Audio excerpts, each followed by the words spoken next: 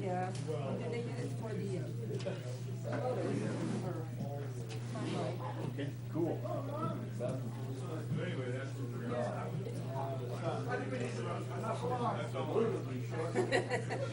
think these things are kind of the same. Cool. We are good to go. Yeah, looks much nicer anyway.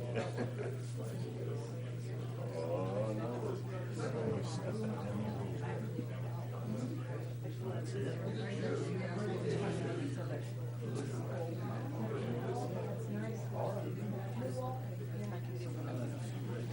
Does that look okay from out there, Selena? Cool.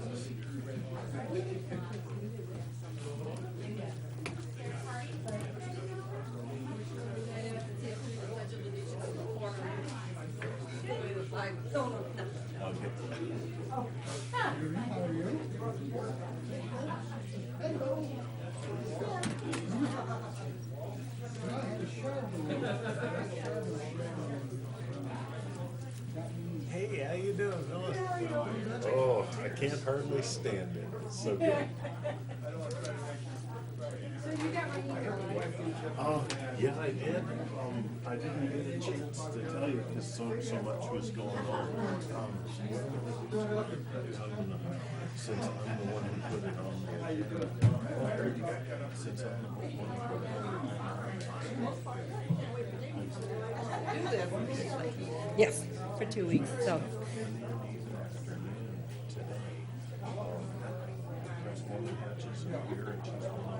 She's on the phone. Yeah, but still, on the phone, it's hard to it's not that crucial. I love when the new is. No, you're right. Yeah, it's not that big of a deal. So we can. Hello. So, Fine, and you? Excuse them what? All right, sounds good. Yeah. All right. Hey, I'm I guess so.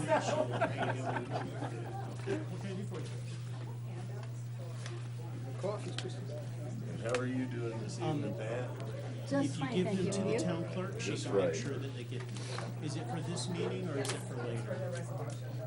Oh, gotcha, okay, well, you're free to, you can just put it right in front of them on each of the place. It'd be a good idea for you to introduce yourself. I was just gonna do that. She's a county attorney. Oh, hi. How are you? I'm well, very nice to meet you. And you as well. And I have a handout for the, this is on the resolution. Ah, okay. To consider. Still hoping and praying. Well, the one that we're gonna read. Okay. Yeah, it's an agenda item, so what I'll do is I'll ask if anyone from our audience wishes to speak to it. How's that? Cool. You know. No, it wasn't too bad. They It was were all right. actually my daughter flew down. It's good to see and you. we met her in Vegas, so we got to spend a few days with her. So it was What are you here neat. for? Thank you. Oh yeah, yeah. I'm usually pretty wrung out, after the flight you up know, there, I'm but it's well totally worth it. behind not My legalizing granddaughter doesn't recreational let me sleep the whole But the time. medicinal thing, She just wake up, Grandpa. So that's great. yeah, I think the recreational use shouldn't, yeah. County attorney. How are you? Nice to meet you. The handout, this is on the. Now you have two cups. So you're doing breakfast this morning? Hi, how are you? Well, they keep This is a handout. We're doing breakfast. You and I are. You and I and Robert and Karen. and they're gonna wind up on the losing end. Break cement. Because those people, From Breaks okay, yeah, I spaced on that. Okay, cool. I see Supposed the to, dog. my wife told me to ask you. How you doing, partner? If Good. Doing fine, right? Thank you. I brought you one too. Now you got two. Oh, no, we got, Oh, yeah, the other. hockey game on. Linda's not here tonight, I don't think, is she? I don't think so. I don't think you're. Thursday morning, I get some room to move around. I think he's good. Thursday morning I got is stitch out of my breakfast foot. with Karen and Orr. my We finger, got and some this one's still. double room here. Don't much run. I'm just getting my back against the wall. And then Thursday night's the hockey game. Is it before or after? Thursday night is a hockey game. Yeah, pretty close. Oh, yeah, I can imagine. We could do that. Do you have a favorite place out that direction? Whenever my kids us have It's our treat, so. I would get the rose and I'll take into it. I could just feel, That's your kid. Do you ever do you get one? yeah, yeah. You have to stay strong for them because they're terrified. Absolutely, absolutely. Been there, yep, I went to, and they're gonna do it too. Oh, yes. Every time. Place, If you're hungry. if you're really hungry, I love their Well, I think the breakfast. second strategy is You have to have permission from your car to go Back outside. I see you again. I'm not the last one here. No, you're not. I can't have that. I don't think she's gonna be here, so you may be the Oh, last okay, one maybe I am the last one here then. Okay, all right. I just didn't want to ruin. You've kept that. Hey, buddy. How you doing? Oh, I busted a shower door.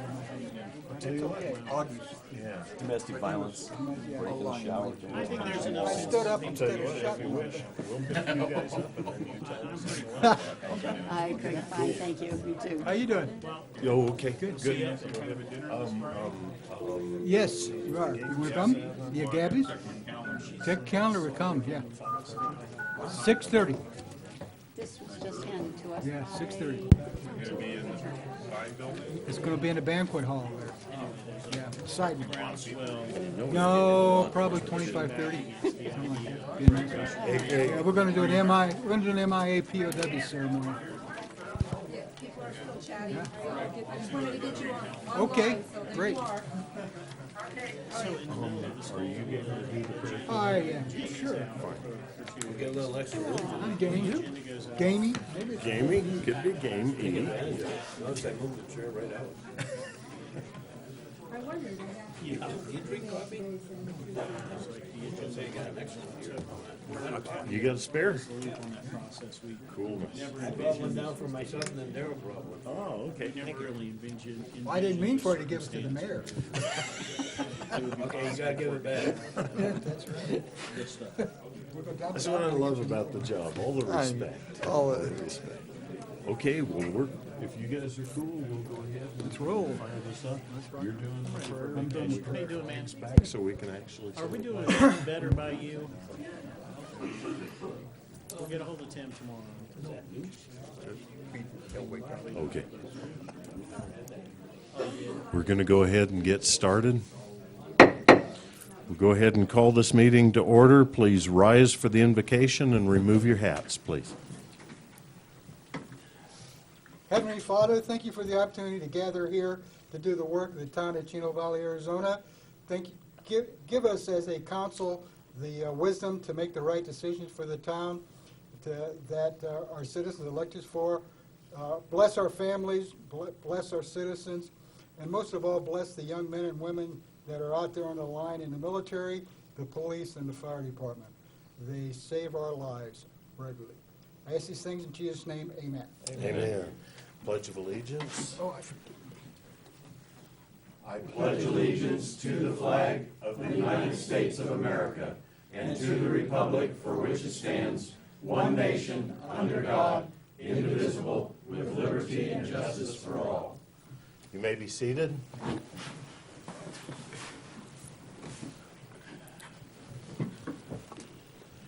Ms. Hart, may we have the roll call, please? Well, good evening, Mayor and Council. Councilmember McKee. Here. Councilmember Turner. Here. Councilmember Wojak. Here. Councilmember Best. Here. Councilmember Hatch. 5-0, okay. Vice Mayor Croft. Here. And Mayor Marley. Here. Introductions, presentations, and proclamations. We're going to be having a resolution later on, which is sort of in the form of a proclamation, but we'll be dealing with that later on in our action items. First thing, order of business is our call to the public. Call to the public is an opportunity for the public to address the council concerning a subject that is not on the agenda. Public comment is encouraged. Individuals are limited to speak for 3 minutes. Total time for call to the public may be up to 30 minutes per meeting. Council action taken as a result of public comment will be limited to directing staff to study the matter, scheduling the matter for further consideration and decision at a later date, or responding to criticism. Do we have anyone who wishes to speak at call to the public? Okay, having no takers, call to the public is now closed. Response to the public. Response to the public is an opportunity for the mayor to inform the public about how town officials addressed matters raised during the call to the public at a previous meeting. We had a question at our last meeting regarding the monetary obligations with regard to our provisional settle agreement with Cortez Enterprises. This is as a result of a lawsuit that had been filed against the town. And rather than deal with just the financial costs, I'm going to go ahead and hit some of the high points on it, and that way we'll give you a larger answer than the question that was brought up here. Hopefully cover several points for you. The town of Chino Valley and Cortez Enterprises entered into a pre-annexation agreement, development agreement in September 2001, which became the subject of a lawsuit between the parties several years ago.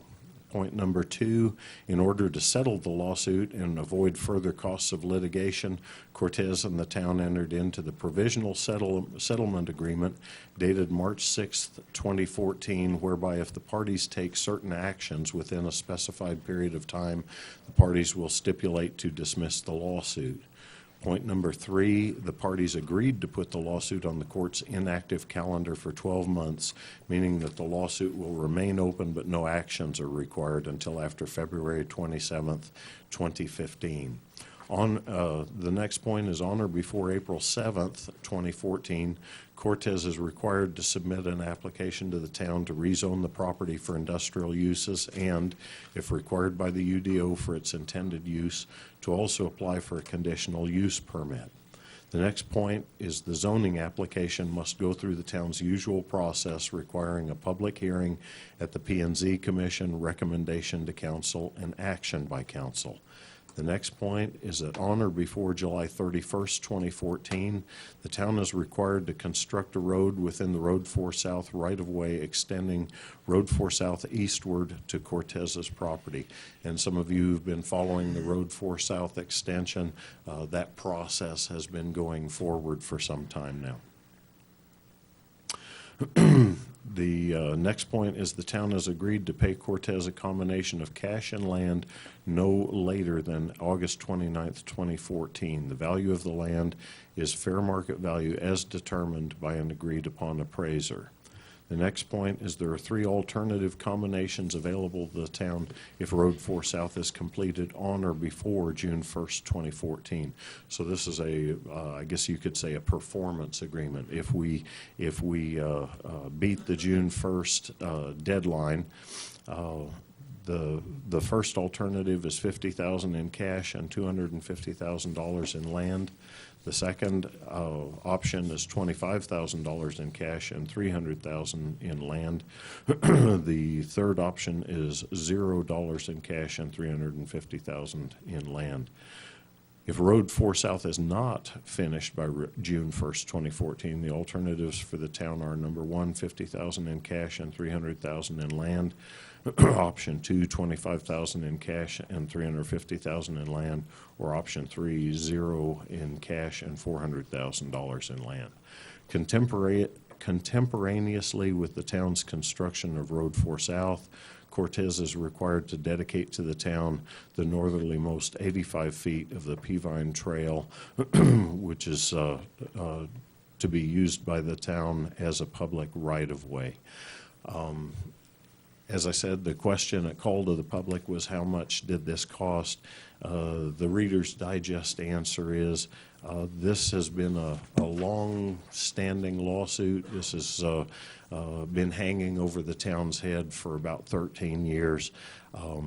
Those of you who've dealt with attorneys know that they work for more than $15 an hour, and so you probably realize with all the lawyers' hours that were tied up in this and the executive sessions that went not only well into the night but well into the double digits, this is a good thing to have behind us as a town.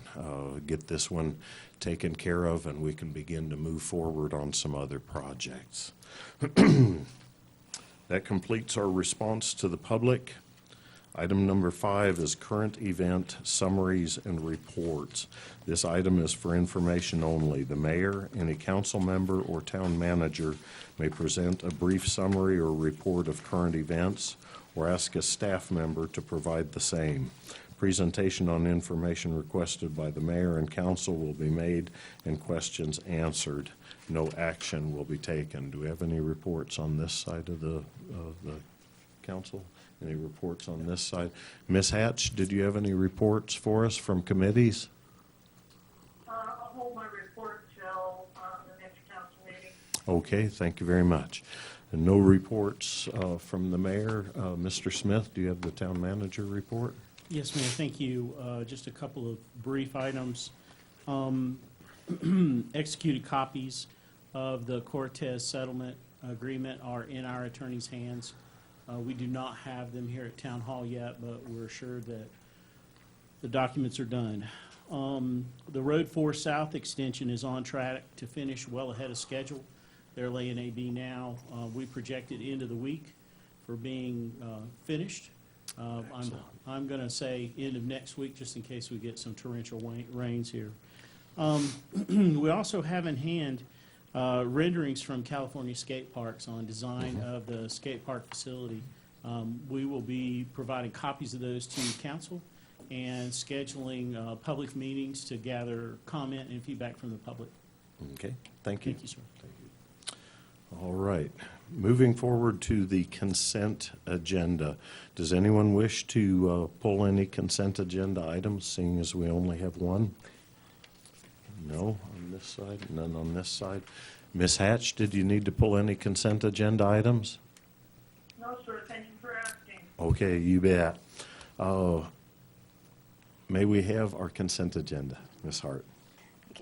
Consent item 6A, consideration and possible action to approve agreement for towing services between the town of Chino Valley and Tim's Towing. All right. The chair would entertain a motion. Move to approve the agreement for towing services between the town of Chino Valley and Tim's Towing. Second. Okay, we have a motion and 2 seconds. All in favor, say aye. Aye. All opposed? All opposed, same sign. Motion carries. For the first time in a long time, we don't have an executive session item. Let's pause for a moment of silence. A cheer. What a great thing. All right. Item number 8, action items. Consideration and possible action with regard to establishing guidelines for council and town attorney interaction. I would like to ask if it please the council, since I was the one who put this on our agenda, and we've had items arriving as late as this afternoon for the council to consider. I'd like to ask if it please our council that we kick this to a later, table this to a later meeting. All right? Want a motion to table? Go ahead. Move that we table action item 8A, the guidelines for council town attorney interactions. Okay. Second.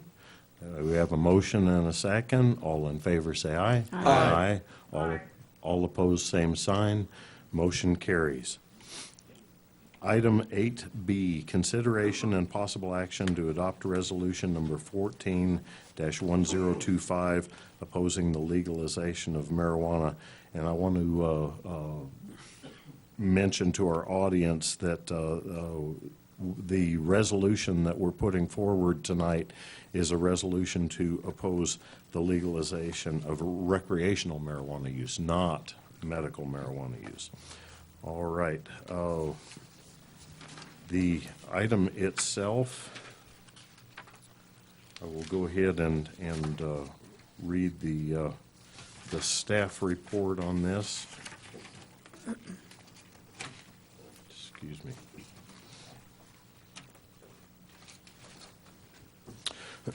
Situation and analysis. Matt Force, the Yavapai County Substance Abuse Coalition, is a primary sponsor of a resolution opposing the legalization of recreational marijuana. The county attorney has requested that Yavapai County communities join in sponsoring this resolution as quickly as possible to show that Yavapai County has a united front and will hopefully set the example for the rest of the state. Matt Force has been in existence in Yavapai County since 2005 with the goal of reducing substance abuse in the county. The organization's membership consists of law enforcement agencies, county attorney's office, medical professionals, substance abuse counselors, probation departments, politicians, concerned citizens, and many others. The organization has been instrumental in shutting down the sale of synthetic drugs such as spice and bath salts in Yavapai County, as well as pushing for reforms in the overprescribing of prescription medicines which make their way into the illicit market. The resolution only addresses the legalization of recreational marijuana and has nothing to do with the existing medical marijuana law. The resolution is already scheduled on agendas for the following communities: Prescott Valley, Camp Verde, and the Yavapai County Board of Supervisors. The resolution has already been passed by approximately 30 Native American tribal groups within Arizona. On the attached resolution, Matt Force has provided the references and sources for the items addressed in the resolution. And I believe you've all got a copy of the resolution. Ms. Polk, Ms. Sheila Polk, would you like to address the council on this?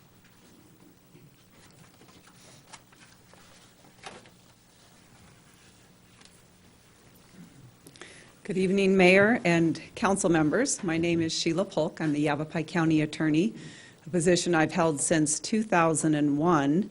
In addition to serving as County Attorney, I also co-chair Matt Force. I appreciate the staff report. It gave you a good overview of the great work of Matt Force.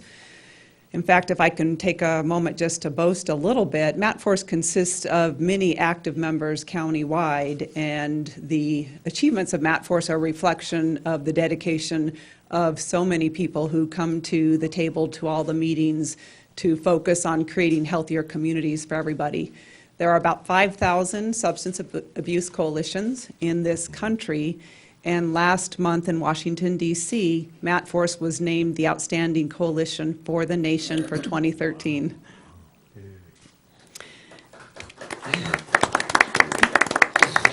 Thank you. Matt Force, we are committed to working in partnership to build healthy communities by striving to eliminate substance abuse and its effects. As was explained, we address all substances, including underage drinking. We follow trends because we are a grassroots organization. We see what's happening long before survey results come out. We are especially committed to our kids and creating healthy environments within which they can thrive and succeed. We are very, very concerned because what we are seeing with respect to marijuana. Our kids' use of marijuana in Yavapai County is on the rise. And in fact, it is on the rise in the state of Arizona, and it is on the rise across this nation. The reason it is on the rise is because our kids think it is harmless. 1 in 4 high school seniors in Yavapai County used marijuana in the last 30 days. That's the definition of a regular user. So for our high school seniors, in high schools throughout Yavapai County, 1 in 4 is a regular user of marijuana. Our kids are getting younger for first age of use, and in 2012, our high school seniors' use of marijuana surpassed their use of cigarettes. Again, the problem is that our kids think marijuana is harmless. Matt Force does a lot of education in our schools, and constantly our kids tell our educators, it's medicine, it's harmless. It is not harmless. Marijuana is an addictive substance, much more potent than it was back in the 90s, 80s, 70s, and certainly the 60s. I often tell groups I think we should have a different name for marijuana today because it is so unlike, so dissimilar to what people knew back in the 60s. For kids who start young, 1 in 6 will become addicted. That's 1 in 6. So think about how many of our kids are using marijuana, and you can do the math to figure out how many kids are likely to become addicted. In Colorado, that passed medical marijuana in the year 2000, and just in the year 2012 now allows the recreational use of marijuana, they have seen a dramatic increase in the kids smoking marijuana and a dramatic increase in young adults seeking treatment for marijuana addiction. Dr. Christian Thurston, who is an addiction psychiatrist in the Denver area, runs a clinic for teens. His clinic is inundated, he says, and 95% of his patients are there for marijuana addiction. Denver now has more marijuana dispensaries than they have liquor stores or licensed pharmacies. Some have suggested that we should legalize and regulate marijuana. In fact, that has already been tried and it has failed. We know for a fact that when a product is legal, kids will use it at a higher rate. For example, in 2010, in the Denver metro area, for people ages 12 years and older, they are using marijuana at twice the national rate. States that have medical marijuana have the highest rates of teen illicit use of marijuana, and sadly, Arizona has now joined those numbers. Legalization means easier access to the drug. According to the Arizona Youth Survey for 2012, 11.6% of our kids say they get their illegal marijuana from somebody with a medical marijuana card. And here's a wake-up call for all of us. According to the Partnership Attitudes Tracking Study, a study that's done annually and has been done since 1987, it looks at kids' use and attitudes toward all substances. We know that if marijuana is legalized in Arizona, 32,000 of our high school kids who have never tried marijuana say they are more likely to try it if it is legalized. If something becomes legal, the perception is that it's not risky and that it is socially acceptable. Marijuana releases inhibitions and causes risky behavior. States with medical marijuana are already seeing an increase in drivers impaired due to marijuana. Colorado, for example, between the years 2006 and 2011, saw a 114% increase in traffic fatalities where the driver was impaired due to marijuana. One of the most disturbing facts about marijuana is its negative effects on the adolescent developing brain. Marijuana impairs memory and cognitive functions. Kids who use marijuana are much more likely to fail in school and in life. Marijuana hijacks our brain's natural reward system. Why study to get an A on a math test if you can smoke marijuana and feel just fine about yourself? In Colorado, between the years 2008 and from the year 2008 to the year 2011, they saw a 45% increase in school suspensions, with marijuana being the primary factor. There is a link between marijuana and the lowering of IQ. The National Institutes of Health, the National Institute of Drug Abuse, has published and supports a study that shows that those who start using marijuana at a young age and use it regularly are likely to suffer a 7 to 8 point decrease in IQ. That's enough to take a person of average intelligence down to the lower third quotient. And there is a connection between marijuana and mental illness. Studies show that teens who use marijuana heavily are much more likely to develop mental illness such as schizophrenia. MatForce focuses on all communities, all people, all ages. We focus primarily on kids with respect to the marijuana issue because that's where we're seeing the problem. But I do want to comment on international competitiveness and our workforce in this county and in this state.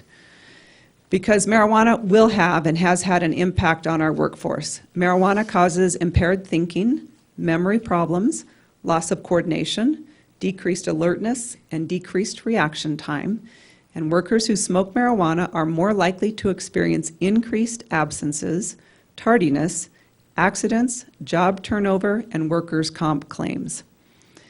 I want to comment on incarceration because there's this widespread belief that we are locking up people for using marijuana in droves. That is simply not true. Nationwide, less than 0.5% of prisoners are in prison for a marijuana-only offense. In Arizona, one cannot go to prison for a drug offense until you have a third conviction. Arizona has been a leader in seeking alternatives and in seeking treatment and in advancing our drug courts. The only exception is methamphetamine, which we had pulled out several years ago.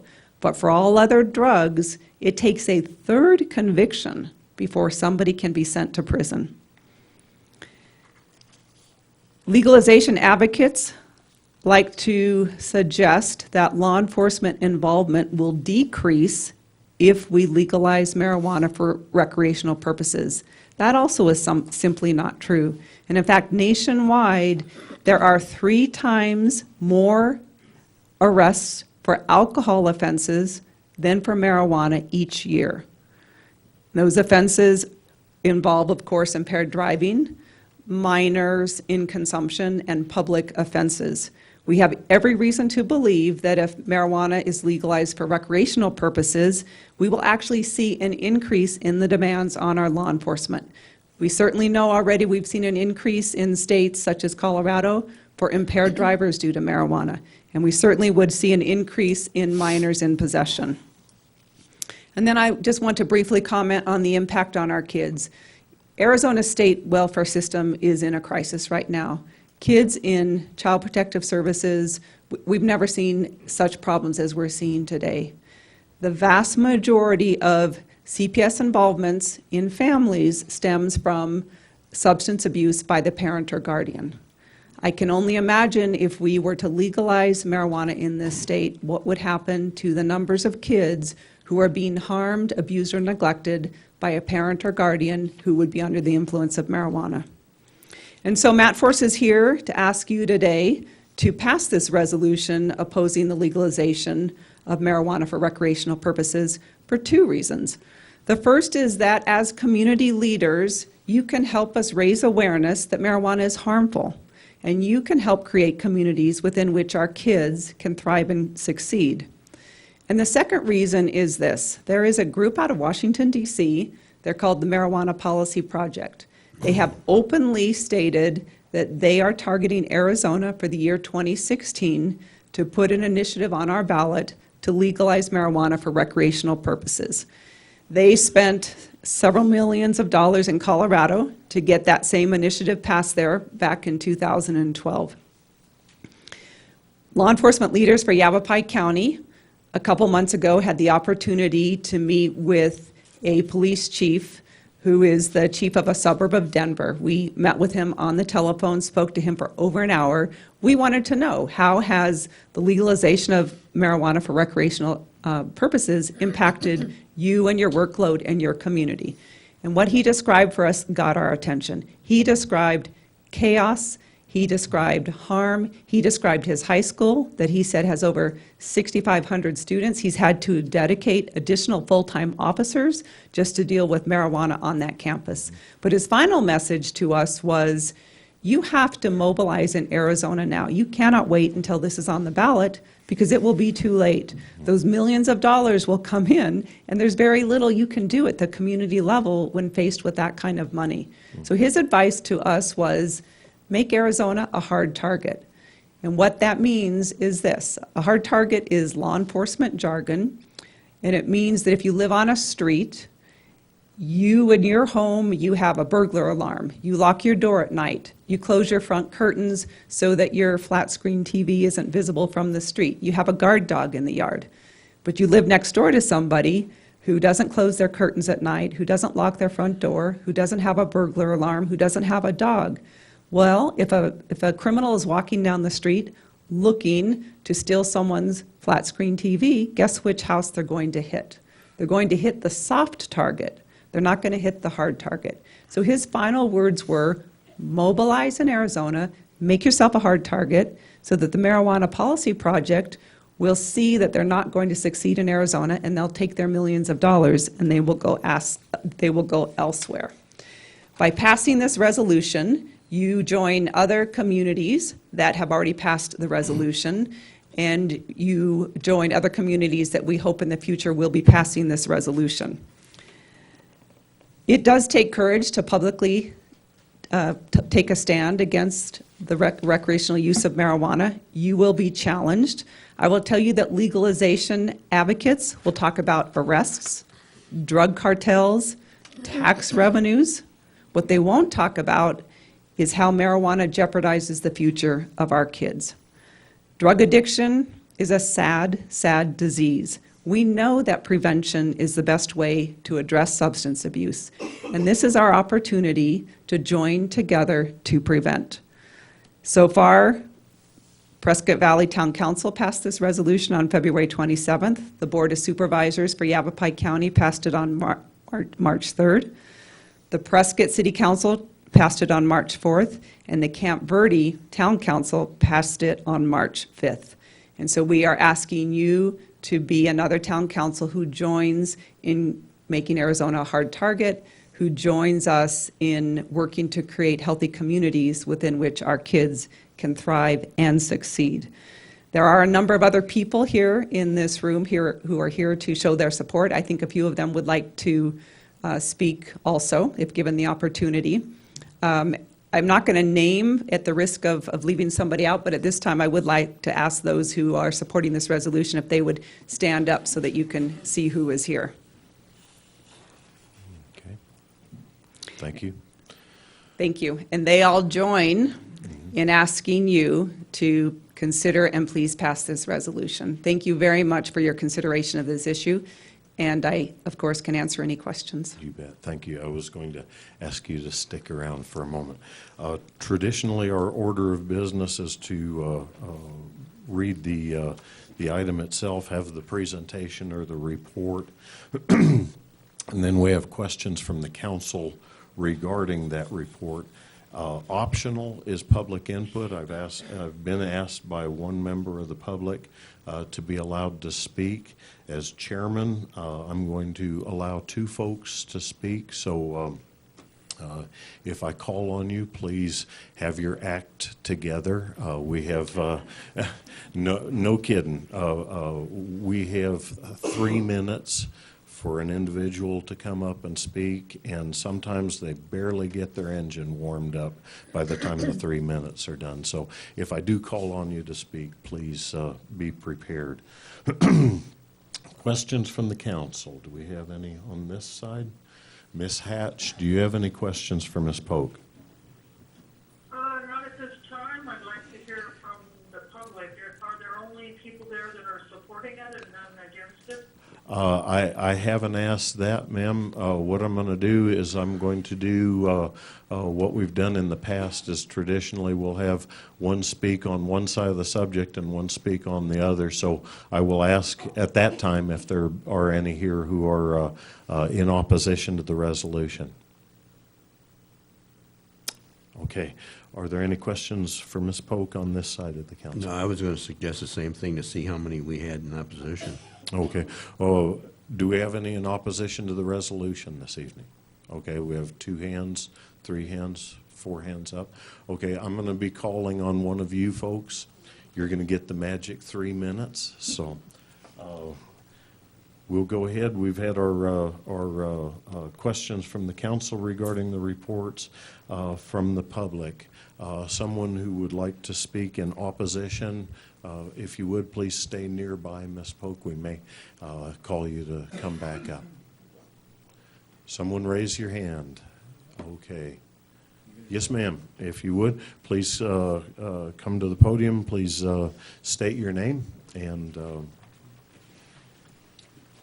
Star Bennett from Paulden.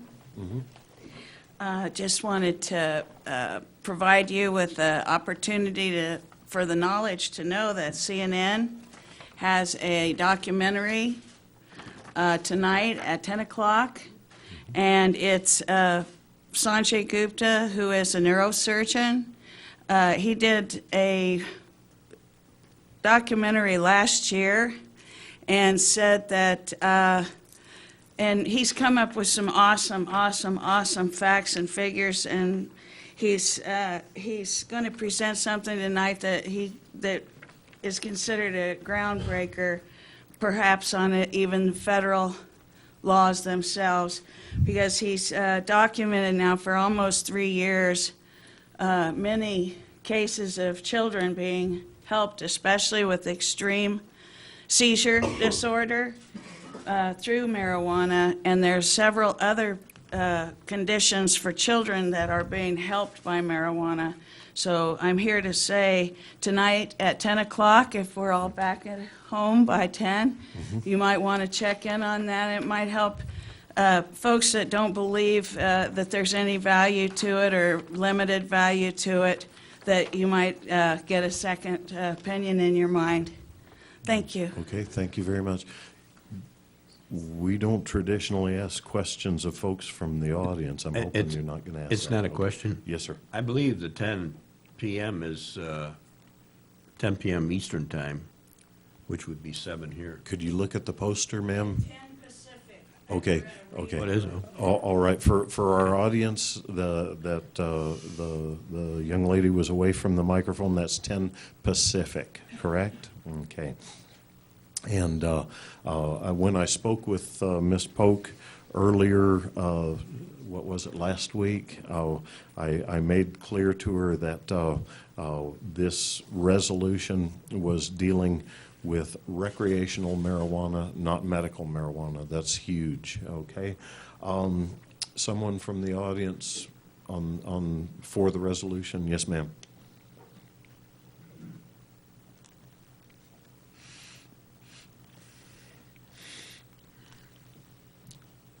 Please state your name, if you would. I'm Vice Mayor Laura Lee Nye from Prescott Valley. But more importantly, I'm a great-grandmother. And I want to speak to you from that point of view, Mayor, Council, staff, guests.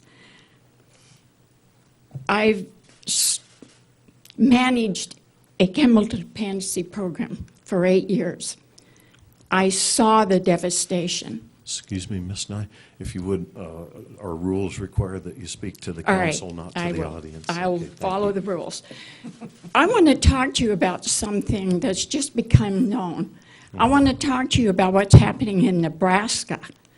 Now, Nebraska has not legalized marijuana, but the Colorado pot trade is smoking the Nebraska panhandle budgets. Now, we all know about budgets. We squeeze and we squeak and we pinch. So that's why I think it's important. Their councils are stating that they are now a drug pipeline. And the Dual County Sheriff, Adam Hayward, says we're just scratching the tip of the iceberg compared to what's out there. There's tons I can tell you, but I'm just going to give you a few quotes from them. The sale of retail pot in Colorado is increasing the challenge to Nebraska law enforcement agencies, he said. Now, anybody can go over and get it. It's way too easy. Deputies also are encountering more drug-impaired drivers. We already heard about that. This is something that really grabbed me as a grandmother and a good grandmother. A Dual County deputy stopped 4 Minnesota teenagers for speeding last summer. The car reeked of marijuana, and a search revealed 1 pound of the drug. Now, the investigation discovered that the boys go to Denver on the weekends, and they approach a medical dispensary and convince an employee that's just about to open the shop to sell it to them. The teens typically spend $2,500 for a pound of pot, and they sold it for $6,000 in Minnesota. You can't tell me that Colorado has it regulated when kids from 3 states away can figure it out how to make a better living than you or I. by running to Denver and picking up weed, taking it back and selling it. They're making about a $4,000 profit. Yes, ma'am. Minnesota, Nebraska, Arizona, not in my state, Yes, ma'am. not to be in front of my grandchildren and my great-grandchildren. We need to all be involved, we need to be firm, and we need to educate, and we need to care deeply about the next generations. Thank you for the honor of being able to speak to you. Thank you, Ms. All right. We now enter our section entitled Council Discussion. Ms. Hatch, I'm going to allow you first shot. Did you have any thoughts or questions you wanted to share with the rest of the council? And then I'll ask the rest of the council's input. Well, I've watched with great interest, having been in the medical field in a prior life, the Sanjay Gupta series. They go through the history of marijuana and how it became, how the way it's presented in that article is that one person was responsible, the first drug czar was responsible for making it a bad thing, although it had been used for many years.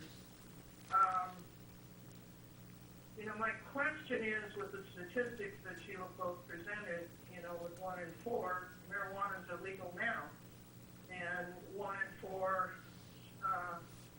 students are still getting to it. How will this help if we have this resolution? Are you saying that it will stop it from increasing, or are you assuming it's going to increase the use with legalization? I'm just not quite sure why the statistic of 1 in 4, when it's already illegal, is going to change with this resolution. Ms. Polk, would you like to answer that, or go ahead? Thank you. First of all, our kids' use of marijuana in Arizona increased when we passed the Medical Marijuana Act. So if it is accessible, then kids will use it. The problem is that, of course, I'm not going to go through all the statistics again, but it is harmful to kids' success in school, and it's harmful to their brain, et cetera. I want to compare marijuana to alcohol, which is legal and regulated. Our kids use alcohol at twice the rate that they use marijuana. We can fully anticipate that if marijuana becomes legal for adults, our kids will begin to use it at a much higher rate, just like they use alcohol today. And so the purpose of this resolution is to inform the public about the harms and to create a united front in the state of Arizona opposing the legalization of the recreational use of marijuana, because we know for a fact that 1 in 4 statistic will become much higher. Okay, thank you. In essence, it's about taking a stand as elected leaders against the use of recreational marijuana, not medical marijuana, but recreational. All right. Yes, sir. I think I'm on the same side as Linda in that if it's already illegal and 1 in 4 are using, I'm on, I think. And 1 in 4 are already using, and it's already illegal. What are the percentages if we pass the resolution or not? I mean, This is to prevent that statistic from getting higher. If Arizona legalizes marijuana for recreational purposes, that statistic 1 in 4 most likely would increase to about 1 in 2.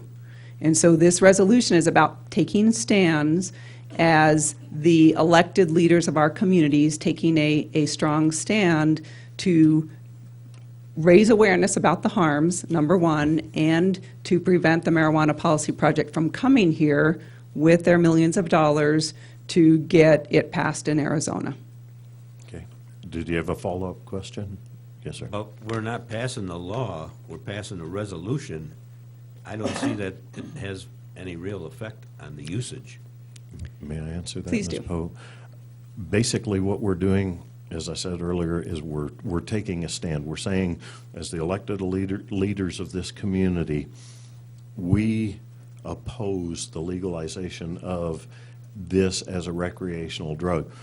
It sends a message to our grade school kids, to our high school kids, that we're saying the results of this. Lord knows we have thousands of legal drugs that, if taken wrong, can cause all kinds of grief to the human body. All we're saying is we as elected leaders are opposed to it. No, we're not passing a law, but what we're doing is we're taking a stand. So, all right. Were any questions on this side? Okay. Yes, sir. Mr. Croft, you had something? No, nothing? Okay. I look at this from a different, my experience, both in the military, I was in naval aviation. If we had a young man or young woman that was using marijuana, they got one chance, one counseling, and they were discharged.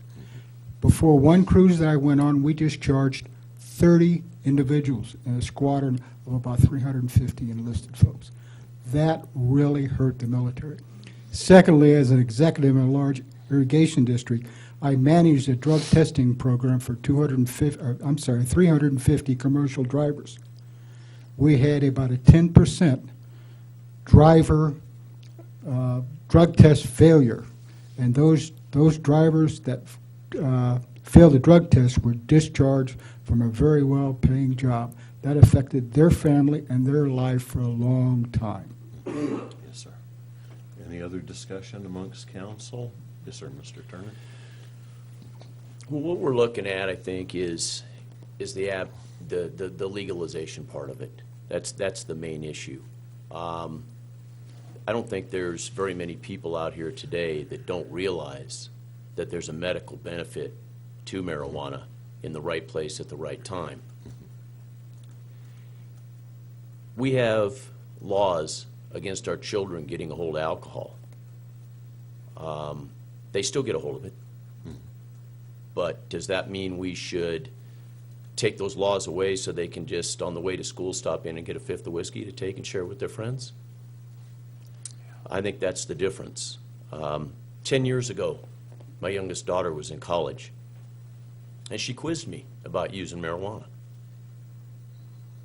And I told her, I said, you know, I don't think it's really something that's going to be devastating damage to you.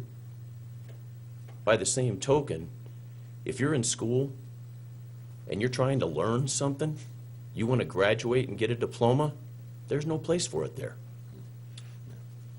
So it's all about trying to keep it out of these young people's hands as much as possible so they can get through school, go on with their life, and once they're adults, they make their own decisions. Thank you. Any other on this side? All right. When I spoke with Ms. Polk about this, insofar as students using this, Lord knows it's hard enough to get through school. Why you would want to drive with the emergency brake on is beyond me. But I think we as a council, I think it sends a good message to our community when we say, hey, you know, this is, we take a stand against that which will hinder your learning process and your chances of success. Did you have anything else, Ms. Hatch, before we take this to a vote?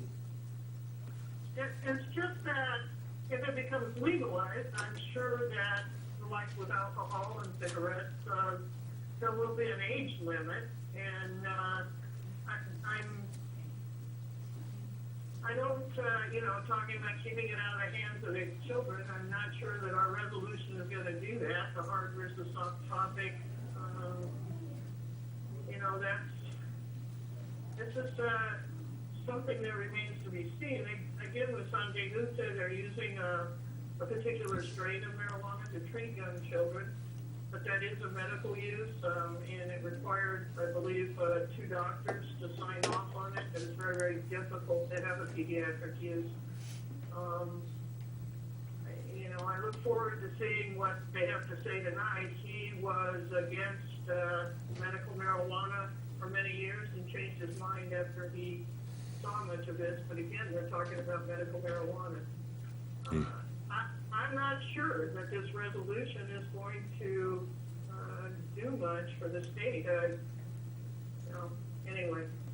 Okay, thank you, thank you. If it became legal, there would be rules against children having it. There were rules against it when I was growing up, and people still smoked it. So it's just a difficult question. Yes, ma'am. And as Councilman Turner brought up earlier, there's laws against children having alcohol, and they still manage to get alcohol, and they still manage to get stupid and drive their parents' cars into trees. But if we can hopefully let them know that we as elected officials are taking a stand, then hopefully if it encourages one to stay away from it, that'd be a good thing. Did you have anything to close with, Mrs. Pope? No, Ms. I do Pope? not. Okay. Chair would now entertain a motion. I move that, Excuse me for just a second. We'll have to amend this to say, okay. I move to approve a resolution of the Mayor and Common Council of the Town of Chino Valley, County of Yavapai, Arizona, opposing the legalization of recreational marijuana. Okay. Second it? Okay, we have a motion and 2 seconds. All in favor, say aye. Aye. All opposed, same sign. Motion carries. And I wanted our clerk to note that we approved this resolution dealing with recreational marijuana. We need to add that in on the heading, okay? Thank you very much. Thank you. Thank you. Oh, you bet.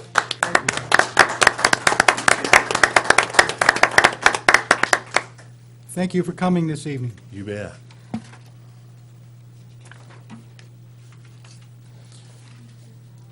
Continuing onward to item C, consideration and possible action to approve change order number 2 to contract with Economist.com, an amount not to exceed $9,500 to prepare additional financial analysis to look at the impacts of the Prescott Water acquisition, wastewater treatment plant acquisition, and a capital improvement project on the existing and future utility rates. Funds to come from the professional services line in the Water Enterprise Fund.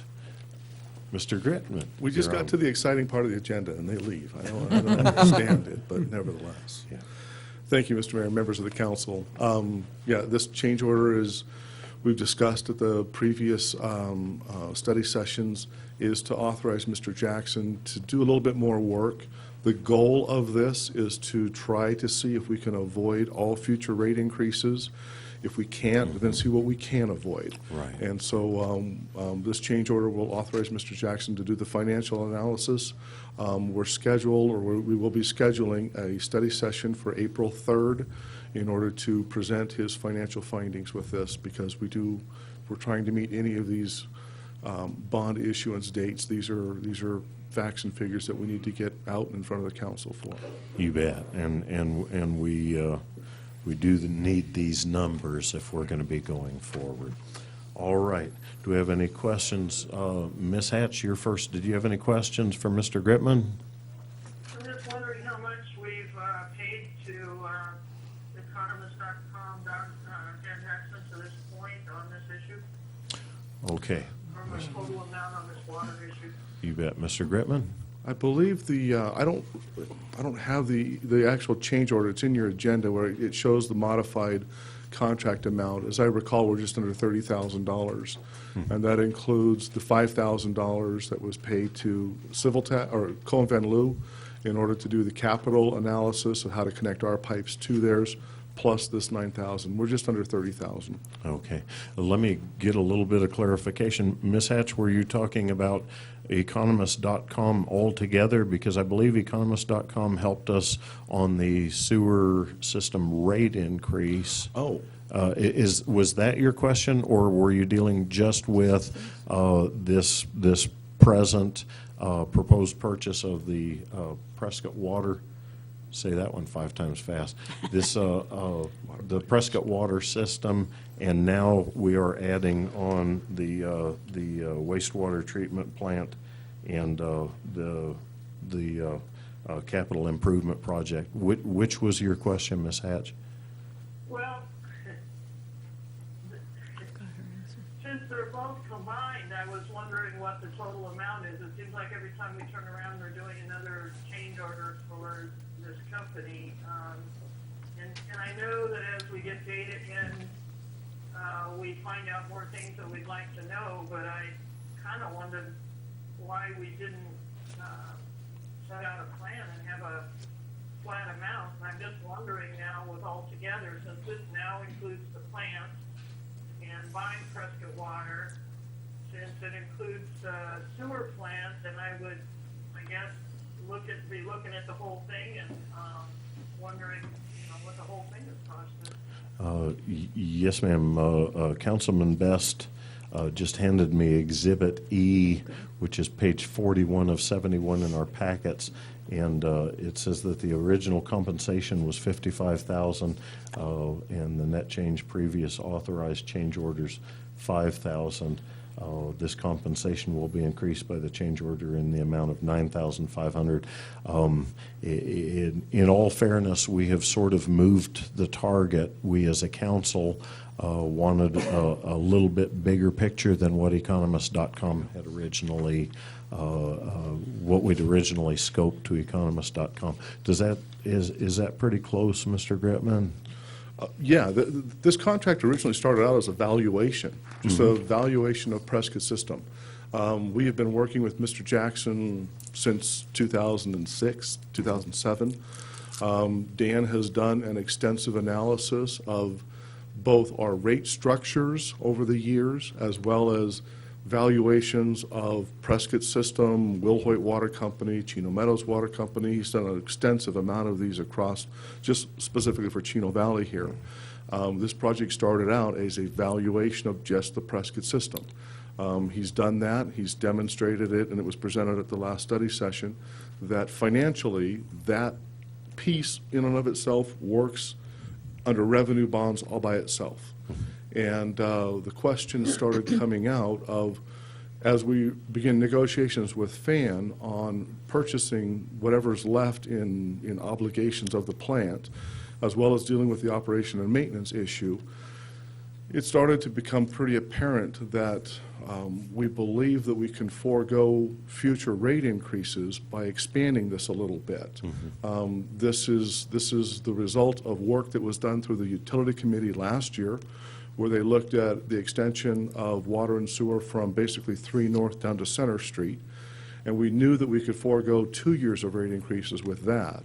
So with seeing better numbers from the FAN acquisition, with seeing a moderate, very small capital improvement, we believe that we can do better than that. And in short, this analysis allows Mr. Jackson to go forth and do something that has evolved out of what his original scope was, which was just to value the Prescott Water System. Right. We're asking him, in effect, to cast a little bit wider net. Yeah. I'm going to ask Ms. Hatch if she has a follow-up question, and then I know our other council members had questions also. Did you have another follow-up, Ms. Hatch? When you add it all up, that's, people are complaining about the rate increase. I'm sure when you look at the total amount we're paying to the consultant versus their immediate need to reduce the amount, it seems like we're paying them a lot. So we do need the study to go forward and have the rate decrease. But it just it seems like we're spending an awful lot of money to do those things, and yet we continue to increase the rate. I don't know if I'm being clear about what I'm saying. Yeah. If you add all that money up, that's an awful lot of money we're spending, which it immediately could have been used not to increase the rate. But I guess long-term, it won't work that way, so go ahead, I guess, we need to study to look at the rate increases. Okay, I'm going to ask our other council members if they have any questions. And yes, ma'am, I understand what you're saying. Sometimes it's difficult to spend money to hopefully save money further down the road. Mr. Croft. You know, we're looking at three very expensive, possibly, and very important projects to the town: Prescott water acquisition, wastewater treatment plant acquisition, and capital improvement projects that is sometime in the future will be very important in this town for growth and a lot of other reasons. I know it's $9,500, but I before I make a decision, which is a very important decision, I want as much information as I can get, and I think I can get that from this report. Okay. They have done a lot of work for us, and it's been very informative. Thank you. Yes, sir. That's just briefly before we take our next question or comment. It's one of the things I've liked about Mr. Jackson's presentations is they are, to the layperson, they're easily understood. Did you have anything, Mr. Turner? Well, we're looking at an investment. You know, we have to pay to get a plan. And I would like to think, and I guess this goes in form of a question to Mr. Gripman, is I believe this should be the final scenario in leading us to be able to make some kind of decision on how to go forward. Absolutely. And I apologize, my number earlier, and thank you, Councilmember Best, for pointing it out. It's on page 41. The total contract amount is just under $70,000, $69,660. It's not a small amount, but Councilmember Turner, Mr. Mayor, you're absolutely correct. This is the last of the information that we'll need in order to give the council the best information that you can to make a decision. If the goal is to forego 2 years of rate increases, 3 years of rate increases, because we've adopted a 5-year rate plan of which we've just implemented year 2. If we can forego all 3 years of it, this analysis will demonstrate that we can do that. If we can only do 2 years and some other portion of it, this analysis will give you that break-even point where what's the minimum you can expect to get from doing these capital expenditures. There are so many other benefits that the council has already seen. The 46% rate decrease from the City of Prescott water customers that are within Chino Valley, clearing up the fan ambiguities that cause that from that operation and maintenance contract. Those are things that will give less tangible benefits. But Mr. Jackson's analysis will nevertheless still go through and give you some type of a financial prediction of what those acquisitions will be. And this will be the last of them before we need to make decisions if we're going to do anything in November. Okay, thank you. Any questions on this side? Okay. I think it's asking a lot, Mr. Turner, for elected officials to have a plan. You disappoint me. I do have a question. My apologies. Yes, ma'am. We have had, this is the second change order. The first change order was $5,000, and this is for $9,500. What is the additional information that these two change orders would be, what, $14,500 would bring? As I said, the previous change order, which was approved at the last council meeting, paid Cohen Van Loo to go through and do the financial. Again, remember, this originally was just a valuation. So we brought Cohen Van Loo on to do the RCNLD, the Reconstruct New Less Depreciation portion of that original valuation.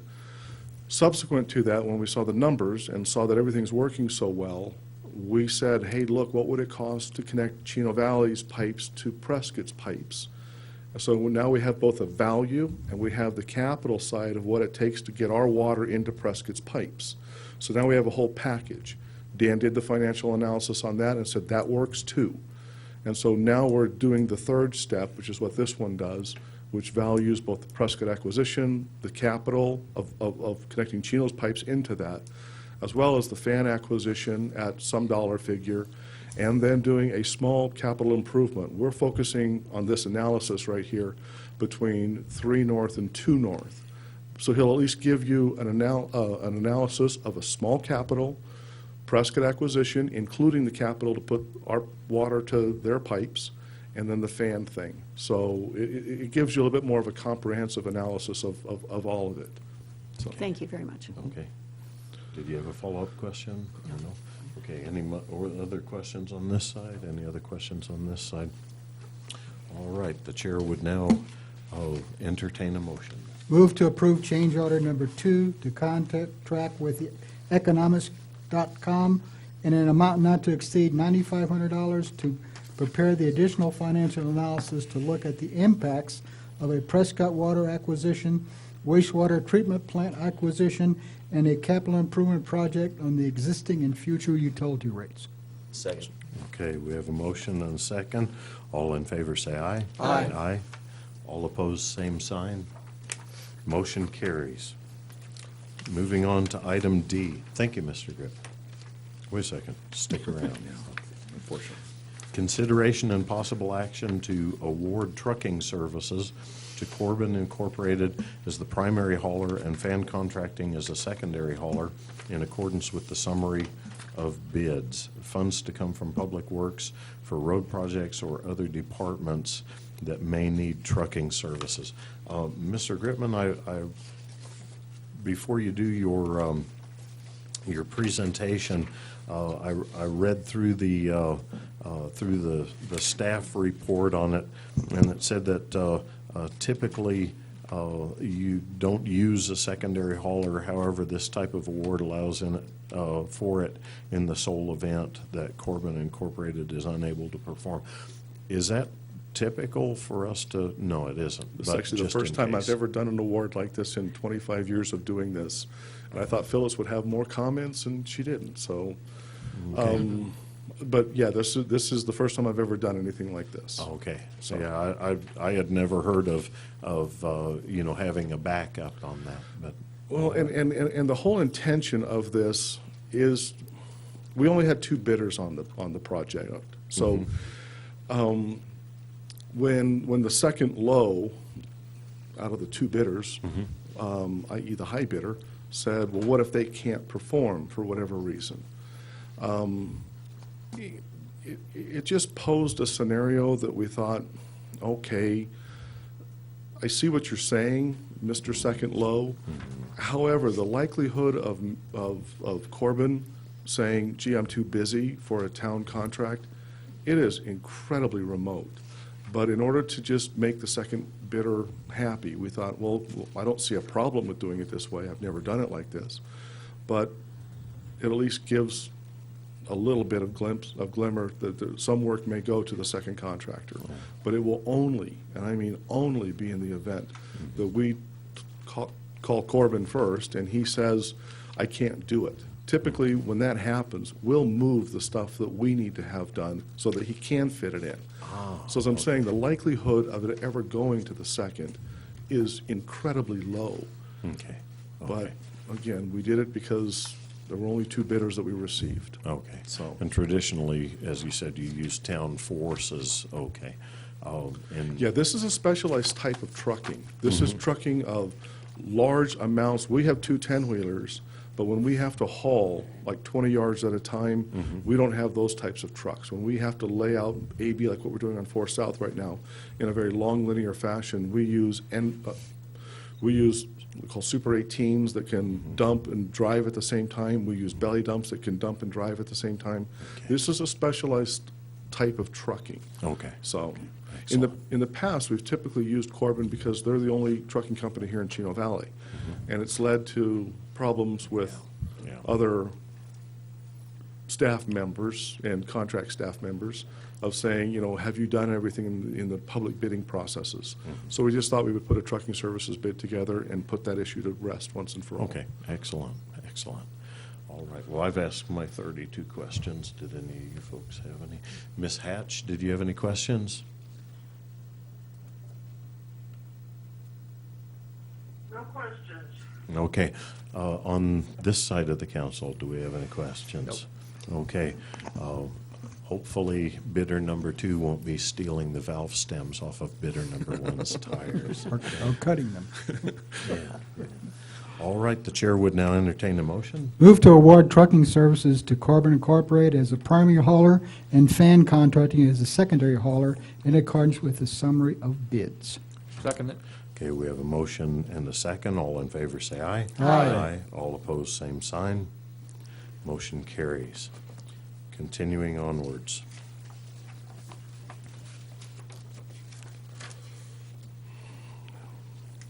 Item E, consideration and possible action to approve the intergovernmental agreement between the Chino Valley Unified School District and the town of Chino Valley for the project management and construction of the adjacent Ways project at Del Rio and Heritage Schools.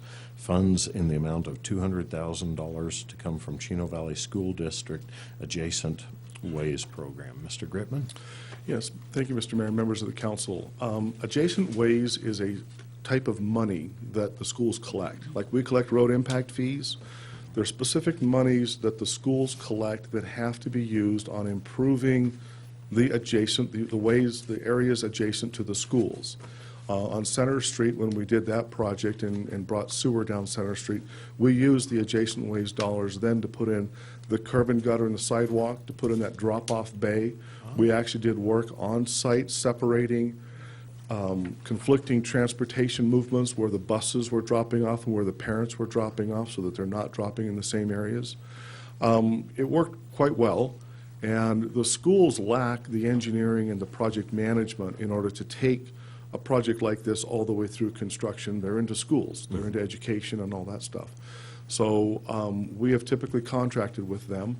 What this one is for us to look at Del Rio and Heritage and try to resolve the transportation issues over there. Any parent dropping off at 7 o'clock in the morning kind of tests that there's lots of conflicting movements right now. We've come up with some preliminary ideas. We have run them past the superintendent, Mr. Howard and John Scholl over there, and they're comfortable with the direction that we're heading, but we're to the point now where we need to bring an engineer on board, finalize our conclusions, take another look at what we're proposing and the outside engineer, and then take this project to construction and all the way to the end. The schools generate approximately $100,000 each year for adjacent ways. We're going to try to come up with a project that will fit with the monies that we have available. However, in the event we don't, we'll come up with a $500,000 project. The schools will simply appropriate $100,000 each year, and we'll build a little bit more of it as we go. Our intention here is to, again, as I said, try to resolve some of the traffic problems of dropping off students in both the parents' vehicles and the buses, and try to fix that issue.